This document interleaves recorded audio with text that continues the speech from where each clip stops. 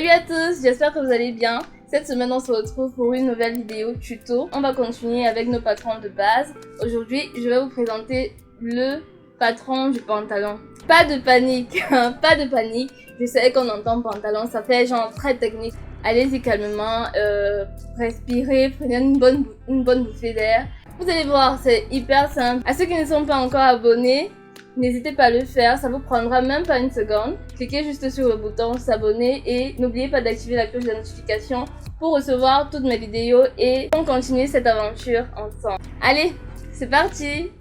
Vous allez commencer par prendre vos mesures à partir de votre tour de taille, donc la partie la plus creuse de votre ventre, puis le tour de vos hanches, le tour de cuisse, le tour du genou. Fléchissez votre genou ou prenez-le assis pour éviter que vos vêtements ne vous serrent à ce niveau après la couture. Le tour de cheville. Également la distance entre la taille et les hanches, ainsi que la taille et le genou, et la taille et la cheville également. Vous allez ensuite vous asseoir sur une chaise de cette façon pour mesurer le montant. En fait, c'est la distance entre la taille et la jambe, le montant. Donc, vous allez faire comme ceci. Comme matériel, vous aurez besoin d'un papier pour patron, une calculatrice, d'une règle, d'un stylo et d'un perroquet si vous en avez un. Nous allons comme toujours commencer notre patron par un repère. Celui-ci aura pour longueur la longueur totale de votre pantalon, moins 1 cm pour la ceinture et plus 3 cm pour l'ourlet. Et pour la largeur, vous allez reporter la plus large mesure que vous avez pris. Moi, c'est mon tour de bassin. Donc, vous allez le diviser par 4 et rajouter 1 cm pour l'aisance. Vraiment, laissez 5 à 10 cm en tête de votre patron pour tracer le patron du dos.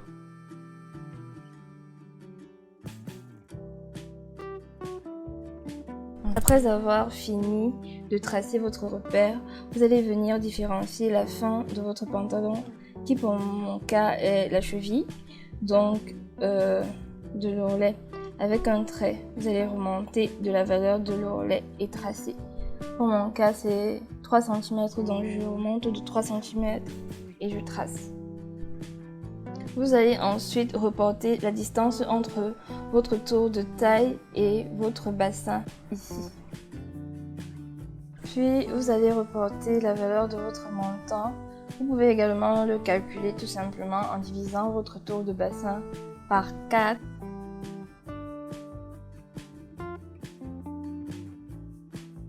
Puis au niveau du montant, vous allez tracer votre tour de cuisse divisé par 2 et vous allez ajouter 1 cm et demi pour l'aisance et tracer. Une fois que c'est fait, vous allez remonter par là et retirer 2 cm de chaque côté pour créer l'effet descendant à l'avant du pantalon et permettant également de différencier l'avant du dos.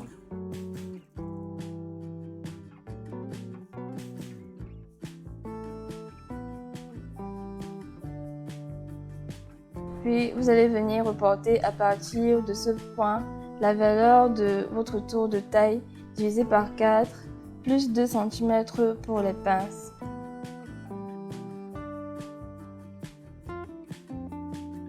Après avoir marqué votre taille, vous allez ensuite relier ces différents points pour finaliser le haut de votre pantalon. Donc à partir de ce point-là, vous allez tracer jusqu'en bas et créer une sorte de petite courbe, comme j'ai essayé de faire là. Le point de la ligne de taille va aller rejoindre les 2 cm que nous avons enlevés vers le bas. On va également essayer de faire une courbe à ce niveau-là.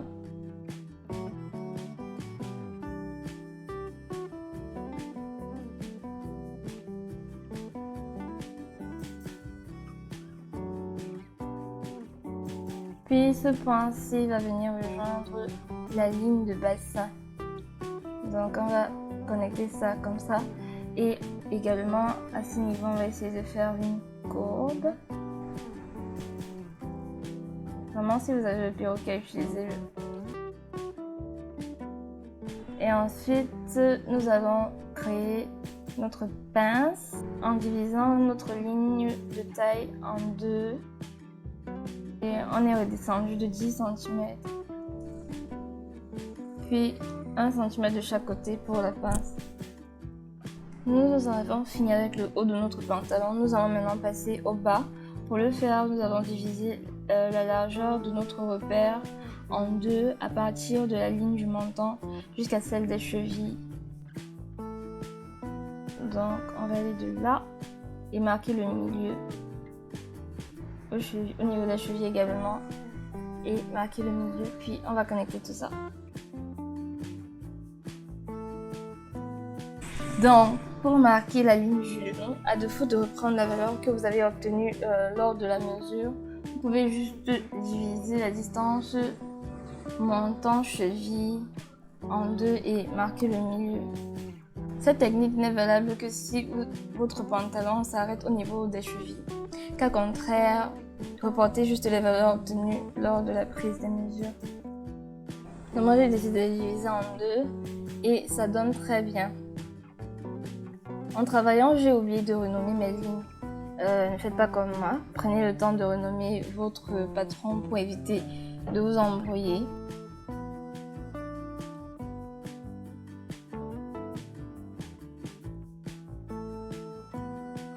Donc là, vous allez venir reporter la valeur que vous trouvez en divisant votre tour de genou par deux et vous allez la repartir de manière équitable de chaque côté.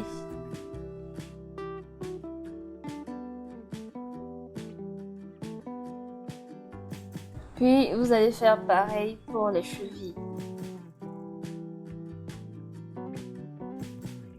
Après avoir marqué vos points, il ne vous reste plus qu'à relier tout ça.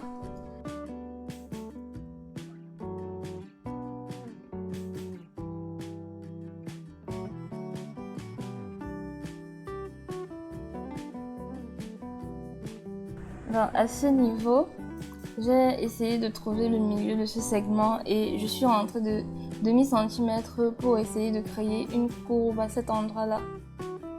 Donc vous pouvez faire pareil ou juste utiliser un perroquet si vous en avez un.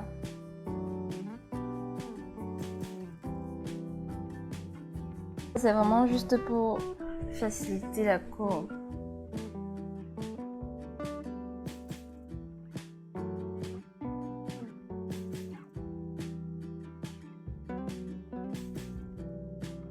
Le devant est terminé, on va maintenant passer à la découpe. Attention de ne pas couper tout droit au niveau de l'ourlet, cela pourrait vous gêner lors du pli. Il est préférable de le retourner à la découpe comme ceci pour avoir un meilleur résultat lors de la couture. Donc vous le retournez comme ça et vous allez couper tout ça.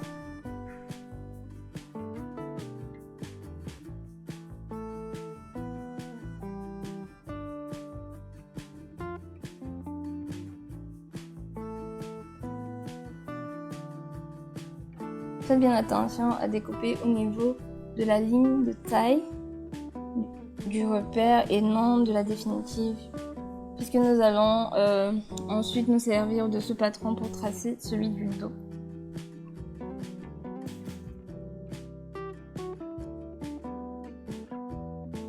Voilà, j'ai fini de découper mon devant.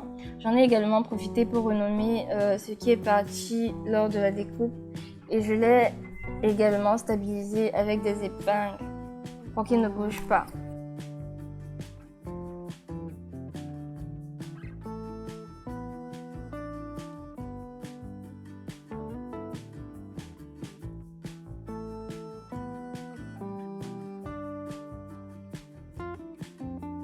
Maintenant, ce qu'on va faire, c'est qu'on va rajouter de l'aisance au niveau de la cheville, du genou et du bassin d'une valeur de 5 cm.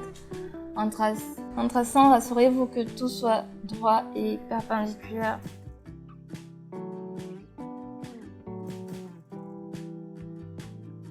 Ensuite, pour marquer la fourche arrière, vous allez calculer votre tour de bassin divisé par 16 et ajouter le résultat au niveau de la ligne du montant. Donc à ce niveau-là. Une fois que c'est fait, on va s'occuper de la longueur de la fourche. Vu que généralement celle du dos est plus grande que celle du devant. Vous allez donc venir à ce niveau et ajouter 3 à 5 cm en fonction du gabarit de vos fesses. Les moyennes peuvent mettre 4 et les plus grandes 5. Moi je suis partie pour 3 cm.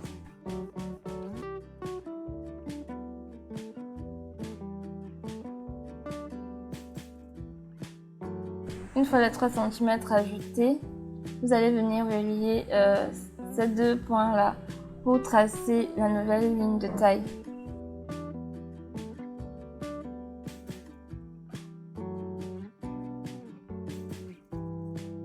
Voilà, ensuite nous pouvons relier les autres points au niveau pour créer la nouvelle fourche et le patron de dos.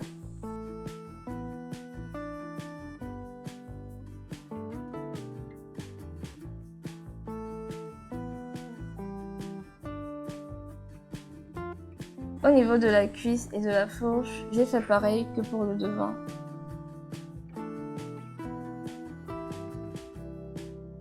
Donc vous pouvez toujours enlever les demi-centimètres pour avoir des courbes, de forme un peu courbée.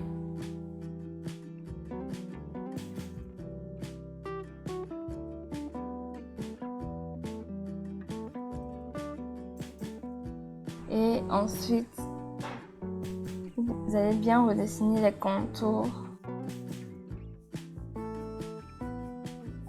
pour créer le nouveau patron dos.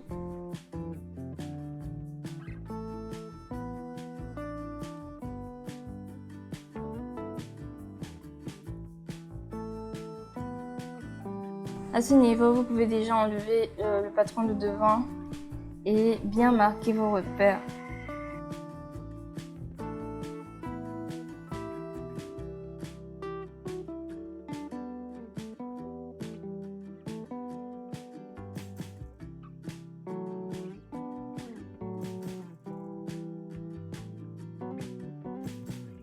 Voilà, maintenant nous allons marquer la pince arrière. Vous pouvez en faire deux en divisant la ligne de taille en 3 et marquer une pince de 14 cm et une autre de 11 cm, demi de chaque côté.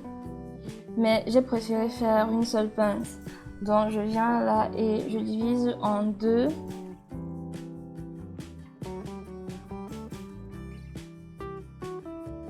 Et également 1 cm de chaque côté.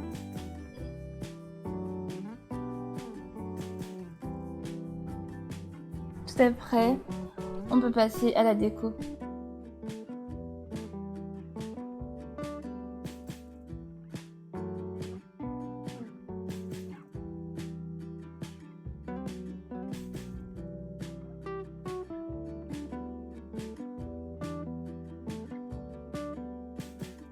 N'oubliez pas de mettre le patron de devant à jour également. Et voilà, les patrons sont prêts. Vous pouvez vérifier que ça match bien en mettant ligne contre ligne, donc montant contre montant, bassin contre bassin, genou contre genou et cheville contre cheville également.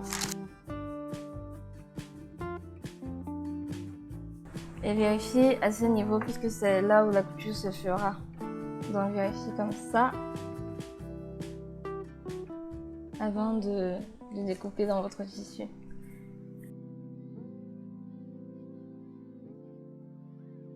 Ah, voilà, c'est la fin de la vidéo.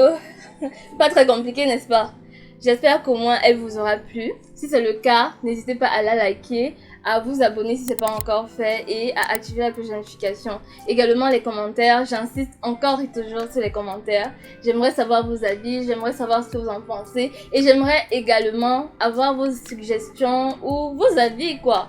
Dites-moi, n'hésitez pas, j'aime interagir avec vous, j'aime discuter avec vous, ça me galvanise, ça m'encourage et entre temps n'hésitez pas à vous entraîner encore et encore. Si vous réussissez pas tout de suite à réaliser votre patron, que ce soit l'un des patrons que j'ai publié dans mes précédentes vidéos ou le patron de ce pantalon d'aujourd'hui. N'hésitez pas vraiment à reproduire, à le faire encore et encore, réessayer parce que la répétition est la mère de toutes les sciences. Donc répétez encore et encore. Je sais que vous réussirez par y arriver parce que si je peux le faire, vous pouvez le faire aussi. Allez, je vous laisse, portez-vous très très bien sous la protection divine et plein de bisous à vous. Bye bye.